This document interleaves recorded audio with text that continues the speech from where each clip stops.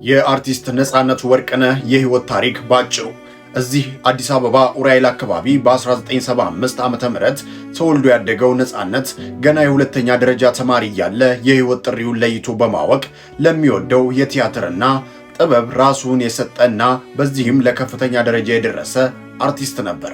ተዋናይ፣ ኮሜዲያን፣ የቴሌቪዥን ፕሮግራም አዘጋጅና አቅራቢ አርቲስት ነጻነት ወርቅነህ በኢትዮጵያ የፊልምና የቴሌቪዥን ታሪክ ውስጥ የራሱ የሆነ ልዩ የአቀራረብ ስልትና የትወና ጥበብ በማሳየት የሚታወቅ ባለሙያ ነበር። ገና የሁለተኛ ደረጃ ተማሪ ሆኖ የራሱን ቲያትር በመድረስና ሴት ገጸ ባህሪን ወክሎ በመተወን ጭምር ተሰጥኦውን ያሳየው አርቲስት ነጻነት ወርቅነህ ይህን ችሎታውን በጠዋት የተረዱ የአማርኛ መምህሩ ቲቸር ተሻለ ካበረታቱት በኋላ በቲያትር ሙያው እንደገፋበት በተለያዩ መድረኮች ሲናገር አድምጠነዋል። በዩኒቨርሲቲ የቲያትር ክፍል ቆይታውም ከመምህራኑ ልዩ ድጋፍና አድናቆት የሚቸረው የያኔው ወጣት አርቲስት ነጻነት እስከ ዕለተ ሞቱ ድረስ ሙያውን ለማሻሻል የሚጥር ድንቅ አርቲስት እንደሆነ የሙያ አጋሮቹ ይመሰክራሉ። የኪነ ጥበቡን አጀማመር ሲናገር እንደሚሰማው ነጻነት ወደ ጥበቡ ዓለም የገባው ገና በወጣትነቱ ሲሆን በተለይም በኮሜዲ ስራዎቹ የብዙዎችን ትኩረት መሳብ ችሎ ነበር። ከሰራቸው ስራዎች መካከል ፍሬሽማን፣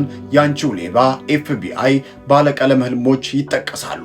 ነጻነት በተለይ የቴሌቪዥን ኢንዱስትሪውን ከተቀላቀለ በኋላ ስራዎቹ በኢቢኤስ ቴሌቪዥን ላይ የቤተሰብ ጨዋታ የተሰኘውን እጅግ ተወዳጅ ፕሮግራም ከባልደረቦቹ ጋር በመሆን ሲያዘጋጅና ሲያቀርብ ቆይቷል።